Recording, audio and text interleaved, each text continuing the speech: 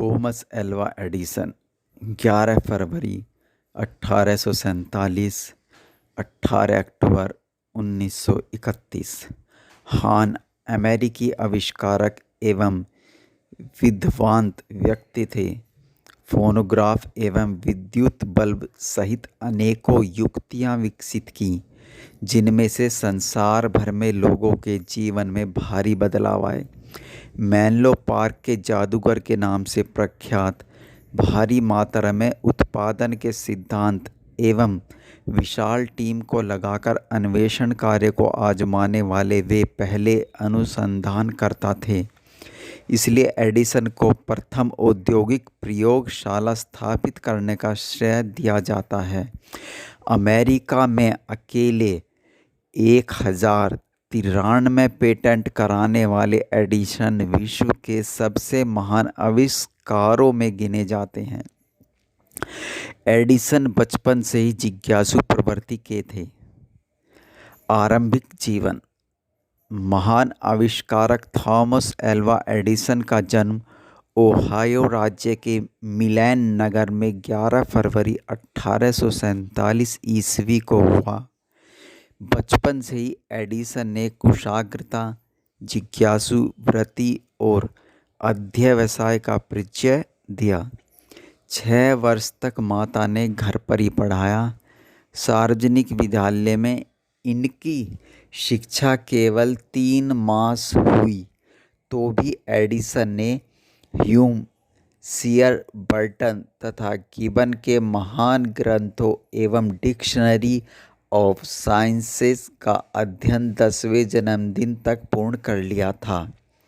Edison 12 वर्ष की आयु में फलों और समाचार पत्रों के विक्रय का धंधा करके परिवार को प्रतिदिन $1 की सहायता देने लगे।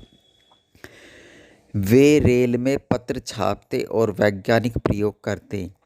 तार प्रेषण में निपुणता प्राप्त कर 20 वर्ष की आयु तक एडिसन ने तार कर्मचारी के रूप में नौकरी की। जीविकोपार्जन से बचे समय को एडिसन प्रयोग और परीक्षण में लगाते थे। अनुसंधान का आरंभ। 1869 ईस्वी में एडिसन ने सर्वप्रथम आविष्कार विद्युत मतदान गणक को पेटेंट कराया। नौकरी छोड़कर प्रयोगशाला में आविष्कार करने का निश्चय कर निर्धन एडिसन ने अदम्य आत्मविश्वास का परिचय दिया। 1870 से 1876 ईस्वी के बीच एडिसन ने अनेक आविष्कार किए। एक ही तार पर 4-6 संदेश अलग अलग भेजने की विधि खोजी। स्टॉक एक्सचेंज के लिए तार छापने की स्वचालित मशीन को सुधारा तथा बेल टेलीफोन यंत्र का विकास किया। उन्होंने 1875 ईस्वी में साइंटिफिक अमेरिकन में इथीरिया बल पर खोजपूर्ण लेख प्रकाशित किया। 1878 ईस्वी में फोनोग्राफ मशीन पेटेंट कराई, जिसकी 2010 ईस्वी में अनेक सुधारों के बाद वर्तमान रूप मिला। 21 अक्टूबर 1889 ईस्वी को एडिसन ने 40 घंटे से अधिक समय तक बिजली से जलने वाला निर्वात बल्ब विश्व को भेंट किया।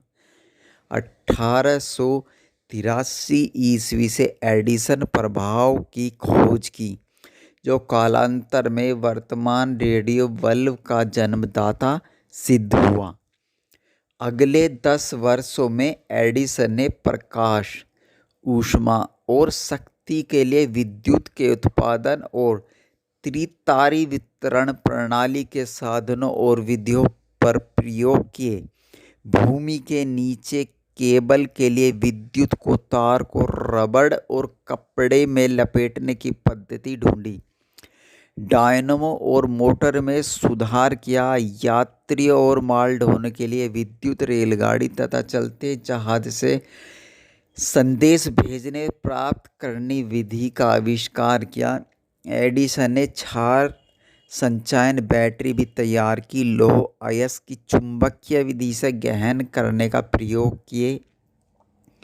1891 ईस्वी में चलचित्र कैमरा पेटेंट कराया एवं इन चित्रों को प्रदर्शित करने के लिए किनेटोस्कोप का आविष्कार किया।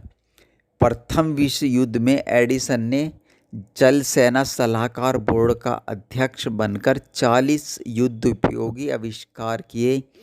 पनामा पैसिफिक प्रदर्शनी ने 21 अक्टूबर 1915 ईस्वी को एडिसन दिवस का आयोजन करके विश्व कल्याण के लिए सबसे अधिक आविष्कारों के इस उपजाता को सम्मानित किया। 1927 ईस्वी में Edison national academy of sciences के सदस्य निर्वाचित हुए। 21 अक्टूबर 1929 को राष्ट्रपति दूसरे ने अपने विशिष्ट अतिथि के रूप में एडिसन का अभिवादन किया। अंतिम समय मेनलो पार्क और वेस्ट ऑरेंज के कारखानों में एडिसन ने 50 वर्ष के अथक परिश्रम से 1093 आविष्कारों को पेटेंट कराया। अनवरत कर्णशूल से पीड़ित रहने पर भी अल्प मनोरंजन, निरंतर परिश्रम, असीम धैर्य, आश्चर्यजनक स्मरण शक्ति और अनुपम कल्पना शक्ति द्वारा एडिसन ने इतनी सफलता पाई। मृत्यु को भी उन्होंने गुरुतर प्रयोग के लिए दूसरी प्रयोगशाला में पदार्पण समझा। मैंने अपना जीवन कार्य पूर्ण किया, अब मैं दूसरे प्रयोग के लिए तैयार हूँ। इस भावना के साथ विश्व की इस महान उपकारक विभूति ने 18 अक्टूबर 1931 को संसार से विदा ली।